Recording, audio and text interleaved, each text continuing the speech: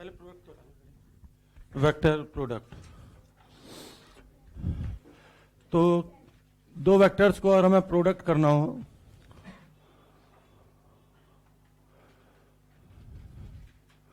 तो दो तरीके से कर सकते हैं। पहला डॉट प्रोडक्ट और दूसरा क्रॉस प्रोडक्ट।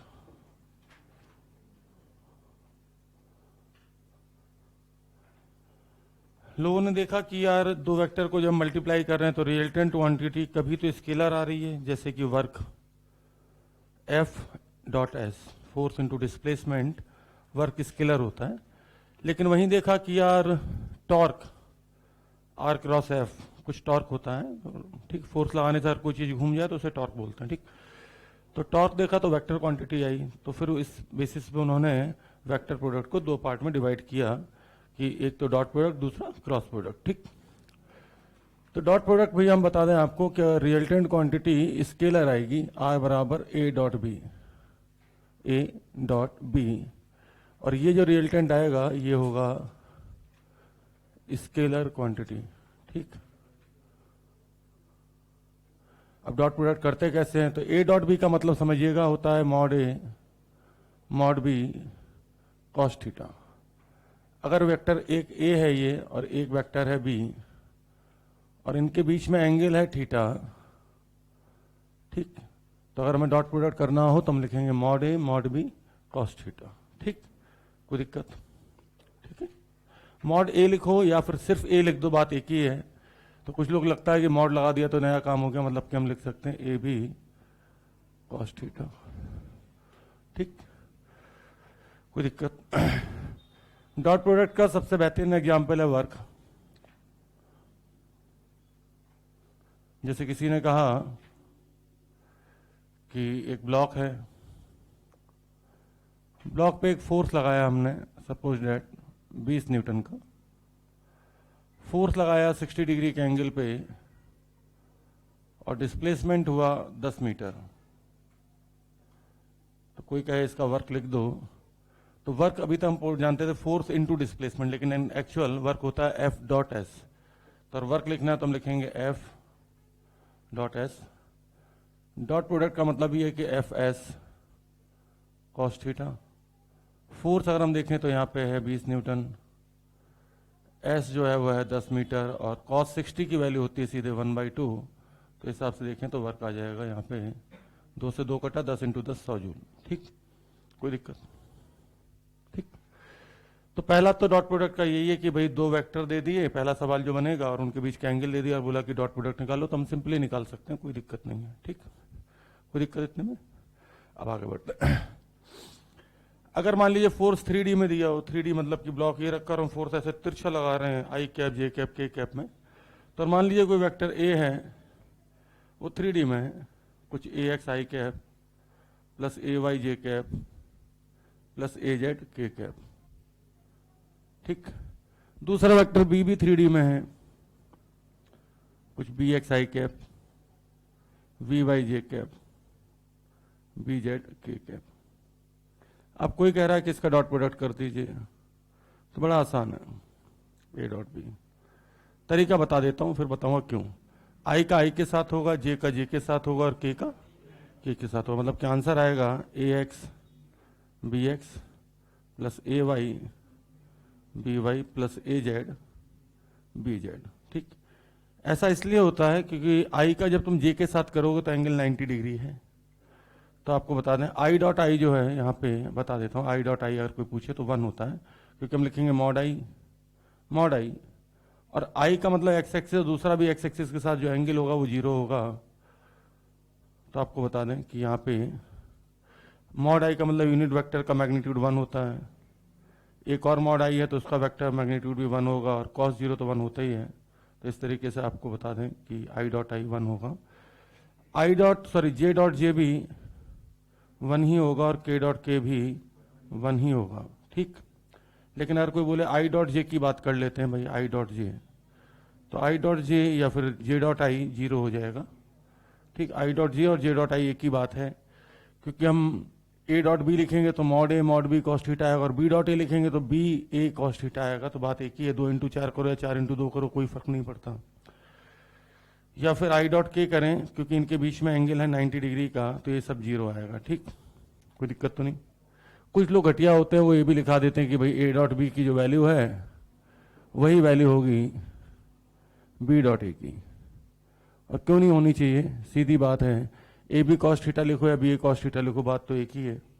ठीक, तो कोई अंतर नहीं है। कुछ और घटिया लोग होते हैं, वो कहते हैं वेक्टर ए डॉट हाँ बी प्लस सी डिस्ट्रीब्यूटिव लॉ के नाम पे फर्जी टाइम पास करते हैं। मैं कहता हूँ यार सीधे मल्टीप्लाई कर लो A dot B plus A dot C, इसका कोई काम नहीं है, लेकिन हाँ इतना बच्चा खुद ही जानता है यार कि मल्टीप्लाई करना है, सीधे सीधे नाम दे देते हैं डिस्ट्रीब्यूटिव लॉ। ठीक, तो लॉ में कुछ नहीं रखा है। ठीक, कोई दिक्कत इतने में? ठीक है। अब किसी ने मुझसे कहा कि दो वेक्टर अगर 90 डिग्री पे होंगे या दो वेक्टर्स के बीच में एंगल निकालना हो, मान लीजिए एक वेक्टर दे दिया किसी ने इधर, एक वेक्टर दे दिया किसी ने इधर, एंगल बताओ। ठीक, तो एंगल हम कैसे निकाल सकते हैं? बहुत आसान है।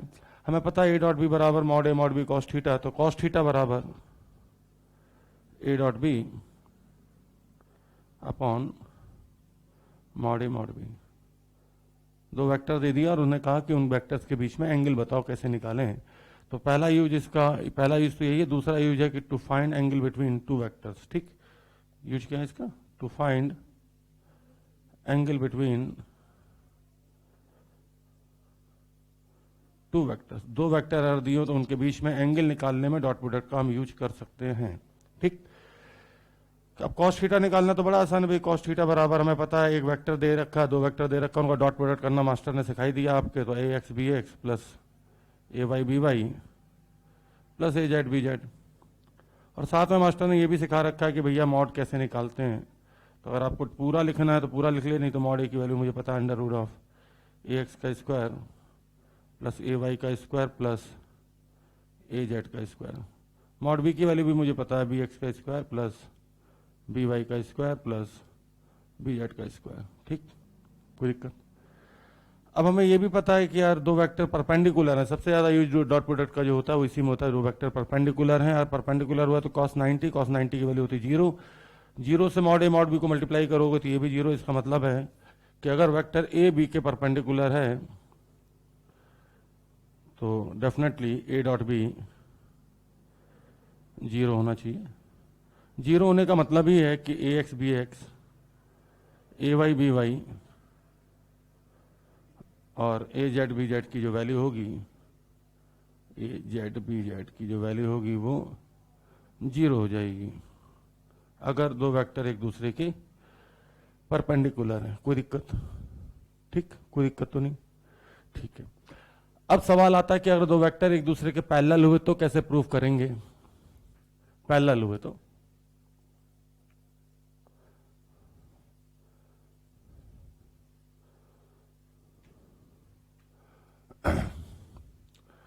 भैया आपको बता दें कि अगर आपने पैरेलल वेक्टर इससे प्रूफ किया तो आप निपट जाओगे। ए अगर बी के पैरेलल है, पैरेलल का मतलब थीटा 0 डिग्री। दिखने में जरूर ऐसा लगता है कि इससे आ जाएगा, लेकिन आपको बता दें कैलकुलेशन मैं करूं तो मैं ही फंस जाऊंगा। कॉस 0 यहां रखेंगे, कॉस 0 की वैल्यू होती है 1। फिर नीचे वाले पार्ट को ऊपर ले जाओगे तो 3 टर्म तो इसमें और 3 इसमें है, वो भी स्क्वायर में। स्क्वायरिंग बोथ साइड करोगे तो ये रूट हट जाएगा, और जब मल्टीप्लाई करोगे तो 9 टर्म आएंगे। 9 इसलिए आएंगे क्योंकि 1 का 3 से मल्टीप्लाई होगा, तो 3 का 3 से होगा तो डेफिनेटली 9 इधर आएंगे, और फिर ये स्क्वायर हो जाएगा। तो ए प्लस बी की प्लस सी का होल स्क्वायर लगाओगे तो A square plus B square plus C square plus 2ab plus 2ac plus 2bc। ठीक, तो 8 टर्म इधर आएंगे, 9 टर्म इधर आएंगे। भैया घंटा सॉल्व कर पाओगे? ठीक, इम्पॉसिबल है सॉल्व करना, मुझसे तो ना हो, और जो मुझसे ना हो तो तुमसे तो भूल ही जाओ। ठीक, तो अगर हमें दो वेक्टर पैरेलल प्रूव करने, तो आपको याद होगा वेक्टर की पहली क्लास मैंने कहा था, अगर किसी वेक्टर को स्केलर से मल्टीप्लाई करते हैं, पॉजिटिव स्केलर से, याद कीजिए, अगर ये वेक्टर ए है तो इस वेक्टर बी को मैं लिख सकता हूं लैम्डा टाइम्स ऑफ ए। यहां पर लैम्डा कोई पॉजिटिव क्वांटिटी है, कोई मैग्नीट्यूड है, कोई 2, 5, 10 कुछ भी लिख सकते हैं। और डेफिनेटली ये दोनों वेक्टर पैरेलल हैं क्योंकि इनकी डायरेक्शन चेंज नहीं हुई है, सिर्फ क्या चेंज हुआ है? मैग्नीट्यूड। तो मैं डेफिनेटली यहां बोल सकता हूं कि अगर दो वेक्टर पैरेलल है तो हम लिख सकते हैं बी बराबर लैम्डा टाइम्स ऑफ वेक्टर ए। अगर ऐसा है तो डेफिनेटली मैं बी को लिख सकता हूं B X I cap plus B Y J cap plus B Z K cap. Lambda कोई भी पॉजिटिव क्वांटिटी हो सकती है, हाफ भी हो सकता है, जरूरी नहीं कि 2 और 3 हो। लैम्डा की वैल्यू हाफ भी हो सकती है, लैम्डा की वैल्यू 4 भी हो सकती है, लेकिन पॉजिटिव होनी चाहिए। नेगेटिव होते ही डायरेक्शन चेंज हो जाती है। लैम्डा टाइम्स ऑफ वेक्टर ए को मैं लिख सकता हूं ए X I cap plus A Y J cap plus A Z K cap. काफी आसान, ठीक। अब अगर मैं कंपेयर करूं तो आई वाला आई के साथ कंपेयर होगा, तो डेफिनेटली मैं यहां से बोल सकता हूं कि बी एक्स की जो वैल्यू है वो आएगी lambda times of A x. इसी तरीके से बी वाई की जो वैल्यू आएगी वो आएगी lambda times of A Y. इसी तरीके से बी जेड की जो वैल्यू आएगी वो आएगी lambda times of A Z. तो यहां से मैं बोल सकता हूं कि इन सबका जो रेशियो है वो सेम है, कहने मतलब बी एक्स अपॉन ए एक्स करें, इसी तरीके से बी वाई अपॉन ए वाई करें, और इस तरीके से बी जेड अपॉन ए जेड करें, नीचे ना देखें। इसकी जो रेशियो आना चाहिए वो सेम आना चाहिए, कोई भी पॉजिटिव क्वांटिटी। लैम्डा की वैल्यू हाफ भी हो सकती है, पहले क्या बता दूं। तो अब पैरेलल प्रूफ करना बड़ा आसान हो चुका है। दो वेक्टर देगा, बस ऐसे डिवाइड करके देख लो कि रेशियो सेम आ रहा है कि नहीं आ रहा है। सेम आ रहा तो पैरेलल है, और सेम नहीं आ रहा तो पैरेलल नहीं है। कोई दिक्कत तो नहीं। आगे बढ़ जाऊं, ठीक। अभी तक मैंने सिर्फ सवाल थ्योरी पढ़ाई है, ठीक। अब इसमें एक छोटी सी चीज और आती है, that is called projection of a vector A on vector B. Projection का मतलब होता है परछाई। परछाई का मतलब भी आप समझ लीजिए थोड़ा सा। ये तो हो गया अगर हमें दो वेक्टर पैरेलल प्रूफ करने तो उसके लिए, ठीक। अब बात आती है भाई projection of vector A along B. यहां लिख देता हूं मैं। तो सवाल पूछेगा projection of vector B along vector A. अब इसका मतलब समझिएगा, अगर ये वेक्टर बी है और ये वेक्टर ए है, ठीक।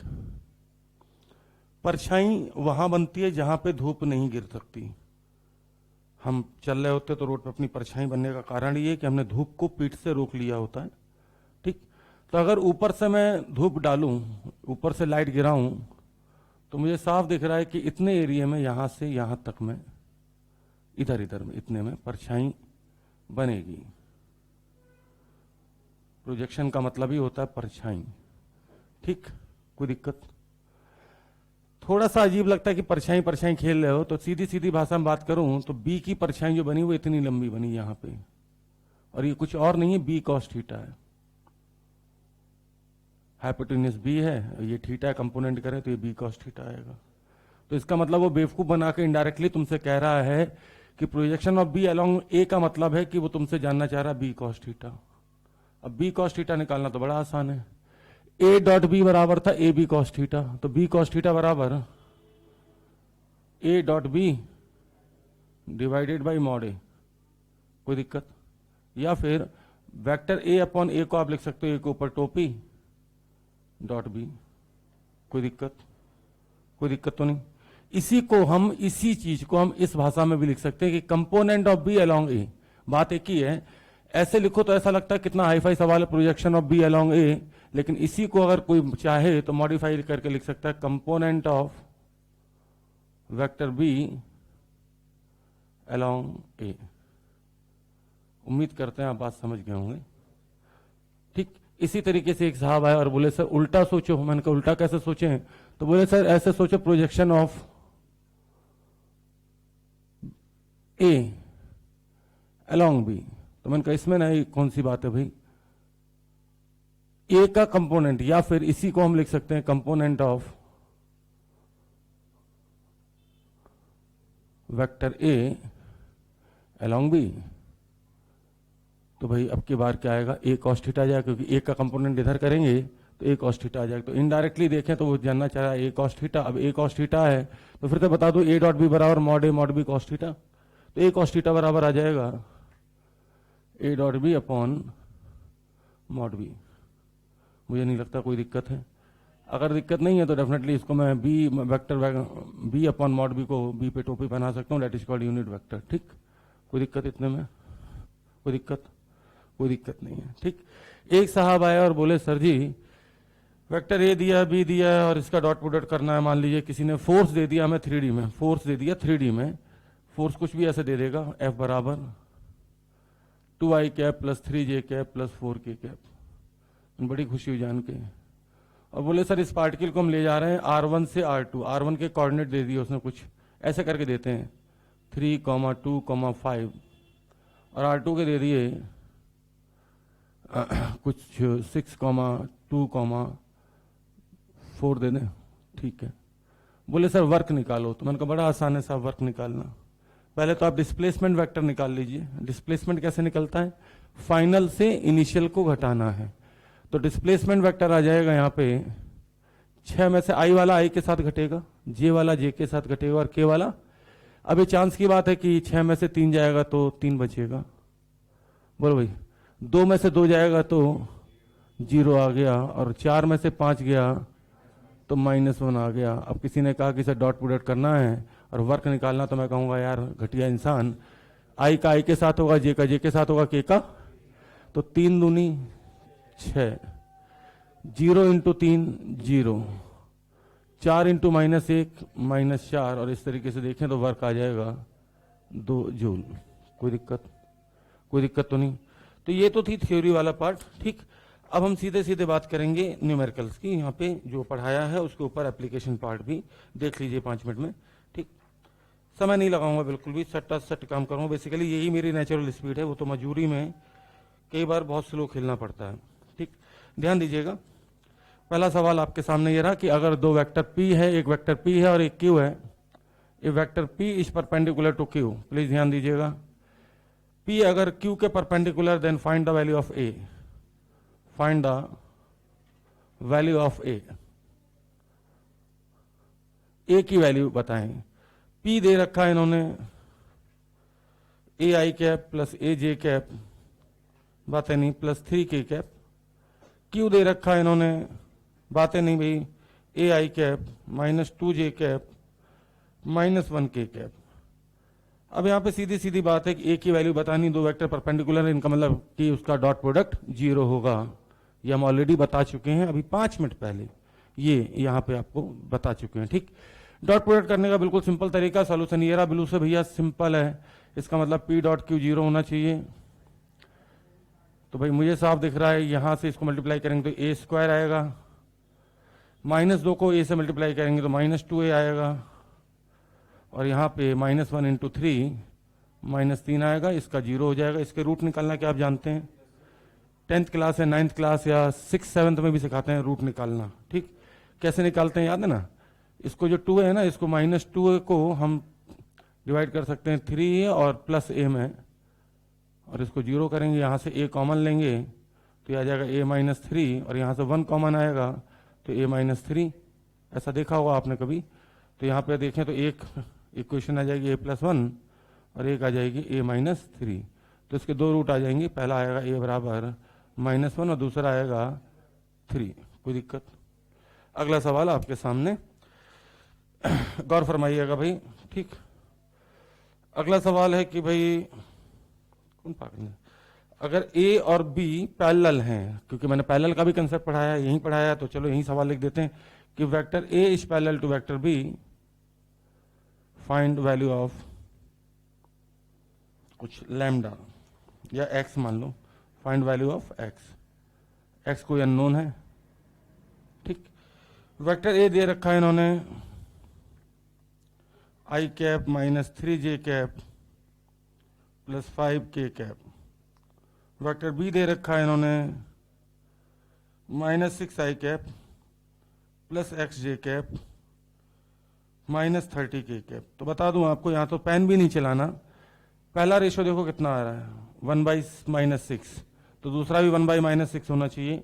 तो ऊपर 3 है तो नीचे 18 होना चाहिए मेरे हिसाब से, टीचिंग 18 होता है, ठीक। लिखने की आवश्यकता ही नहीं है, खट से x की वैल्यू आ जाएगी। पहला डिवाइड करो भाई 1/-6, तो दूसरा भी 1/-6 होना चाहिए। माइनस तो पहले से लगा है तो नीचे आना चाहिए +18। कोई दिक्कत। अगर आपको पूरा लिखने का शौक है तो आप ऐसे भी लिख सकते हैं 1/-6 बराबर -3/x, यहीं से काम हो जाएगा आपका।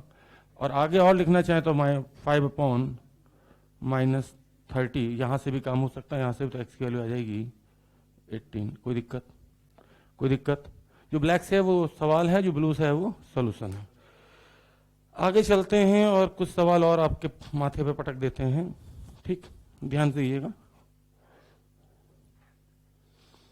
अब प्रोजेक्शन वाली बात कर लेते हैं भाई यहाँ पे, तो ध्यान दीजिएगा। वेक्टर एज, अगला सवाल, 3i + 4j cap, vector B दे रखा है मुझे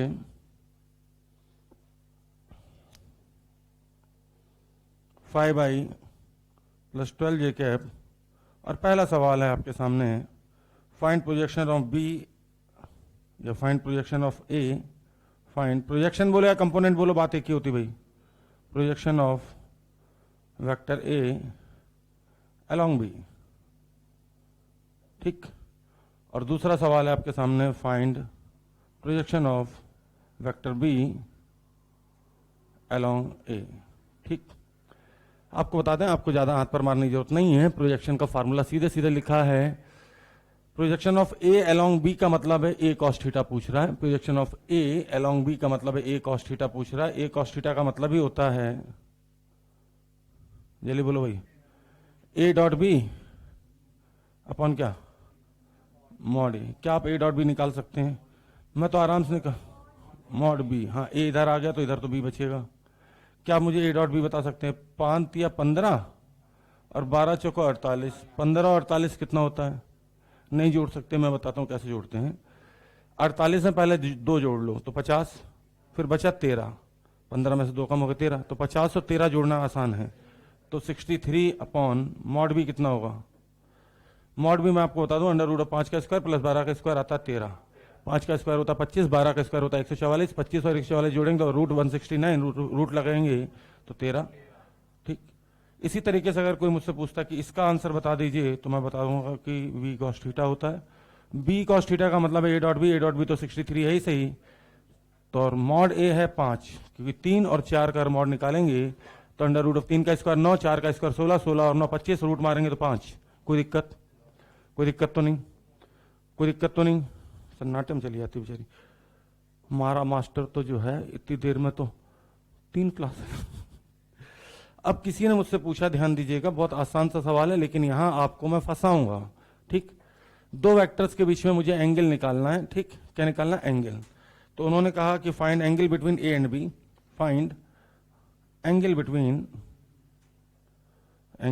ए एंड बी, क्योंकि मैंने पहले बोला था कि डॉट प्रोडक्ट का यूज हम करते हैं 2 वेक्टर्स के बीच में एंगल निकालने में। यहां पे बाकायदा मैंने यहां लिखा to find angle between 2 vectors हम निकाल सकते हैं डॉट प्रोडक्ट का यूज करके। ठीक, लेकिन तुम्हें सब कुछ आता होगा फिर भी मैं तुम्हें फंसाना चाहूंगा पेपर में।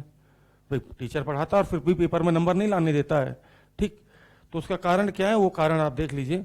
किसी ने का वेक्टर ए जो है वो ये है, ध्यान दीजिएगा भाई, 1i + √3j cap. Vector B जो है वो है 4i + 4j कैप। अब आप क्या करोगे? आप करोगे कॉस थीटा एंगल निकालने के लिए। ठीक, कॉस थीटा बराबर A dot B. A dot B का मतलब यहां पे आ जाएगा 4 और यहां पे हो जाएगा 4√3, तो 4 + 4√3, नीचे डिवाइड करोगे इसका मॉड आएगा 2। कैसे आएगा? √3 का स्क्वायर करें तो 3 होता है, 1 का स्क्वायर करें तो 1 होता है, 3 और 1 जोड़ेंगे तो 4, रूट मारेंगे तो 2, और इसका मॉड आएगा 4√2 √4 का स्क्वायर प्लस 4 का स्क्वायर, 4 कॉमन, 1 + 1 √2। ठीक, कोई दिक्कत? अब यहां पे जब मैंने देखा तो ये कुछ आंसर मुझे ऐसा दिख रहा है भाई, 4 से 4 कट जाएगा कॉमन आके, और ये दिख रहा है मुझे 1 + √3 अपॉन √2 भी चाहो तो कॉमन ले लो, 1 + √2, 1 + √2, हाँ सही, ये 1 बचेगा, यहाँ पे √2 बचेगा। ठीक, लेकिन ऐसा कोई आंसर आपको मिलेगा ही नहीं वहां, ऐसा कोई आंसर वहां नहीं मिलेगा। अच्छा मल्टीप्लाई, सॉरी 4 कट गया, 2√2 था, हाँ 2√2 आएगा। ठीक ठीक ठीक ठीक ठीक ठीक, मैं यहाँ पे प्लस देख गया। ठीक, अब ऐसा कोई भी आंसर आपको वहां पे नहीं मिलने वाला। ठीक, आंसर होंगे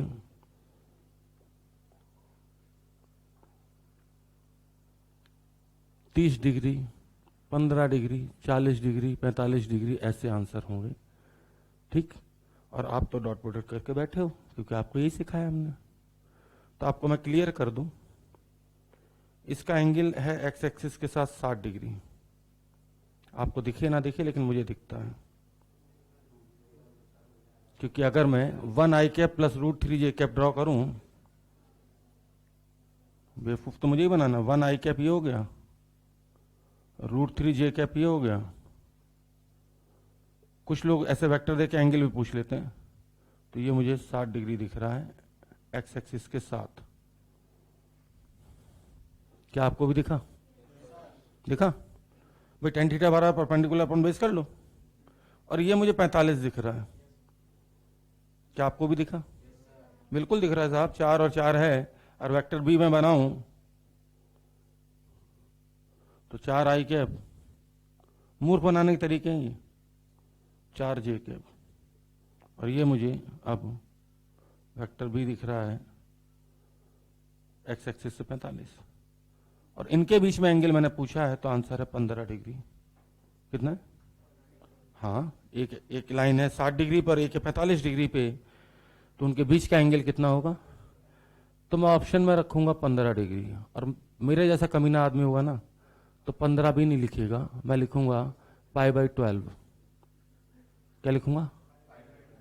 क्योंकि मैंने ही तो सिखाया है डिग्री को रेडियन में कन्वर्ट करना। आपको बता दें 30 डिग्री का मतलब होता है π/6, पहली क्लास मैथमेटिकल टूल्स की।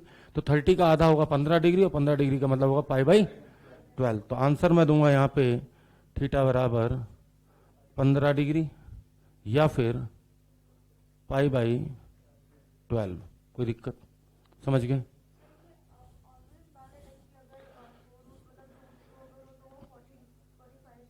कौन सा √2 होगा?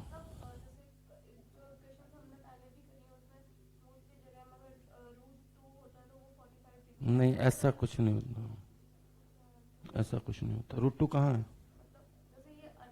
नहीं नहीं नहीं, इससे कोई लेना देना नहीं इसका, ये तो कैलकुलेशन के बाद आ रहा है। वो 10th क्लास गई बेटा, वो मैं समझ गया। इनका कहना है कि √2 कहीं भी दिख जाए तो 45 लगा दो। हाँ, एनएलएम अलग चैप्टर है बेटा, यहाँ हर दिन दुनिया चेंज होती है, हर दिन नहीं, हर सेकंड दुनिया चेंज होती है, समझ गए? यहाँ वो नहीं चलता बोर्ड के हिसाब से या स्कूलिंग के हिसाब से कि एक चीज बता दी ठीक और वो 5 दिन तक चलेगी। यहाँ हर सेकंड एक नई चीज है, समझ गई? भाई यहाँ पे आया, ये आंसर भी सही है, लेकिन ये आंसर मैं ऑप्शन में नहीं डालूंगा, समझना मेरी बात। ये आंसर बिल्कुल सही है, लेकिन क्या तुम्हें cos 15 की वैल्यू पता है? हमने सिखाई नहीं। तो तुम्हें cos 15 अगर पता होता तो यही वैल्यू होती, ठीक? cos थीटा ये आया, ठीक? अब cos 15 की वैल्यू तुम्हें पता ही नहीं है, तो मैं ये ऑप्शन में डालूंगा ही नहीं जानबूझ के। ऐसे समझो, स्कूल में क्या होता था, जो सिखाते थे वही देते थे। हम क्या करते हैं, जो सिखाते हैं उसका उल्टा देते हैं। क्योंकि भारत में 12वीं पास तो हमारे पंडित जी भी चपरासी हैं, तो वही आपकी क्वालिफिकेशन है, ठीक? और डॉक्टर, बहुत बड़ा डिफरेंस हो गया। तो औकात बनाने के लिए संघर्ष तो करना पड़ता है, फ्री में घंटा यहां कोई कुछ नहीं देता।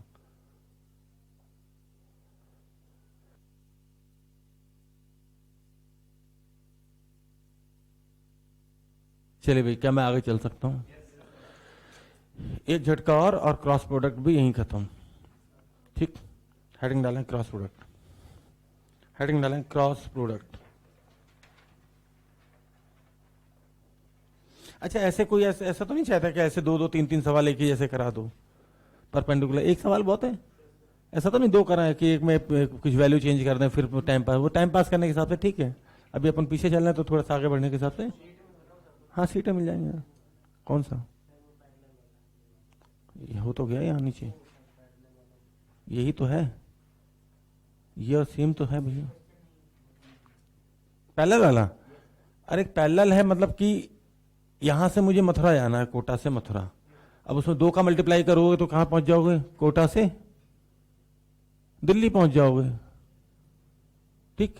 तो कितने से मल्टीप्लाई किया? 2 से ना। तो इसका साफ मतलब है कि इसको 2 मान लो भाई, कोटा से दिल्ली ये हो गया, ये कोटा से मथुरा था, तो इसका मतलब कि उनका जो रेशियो होना चाहिए वो क्या होना चाहिए, इक्वल होना चाहिए, खत्म कहानी।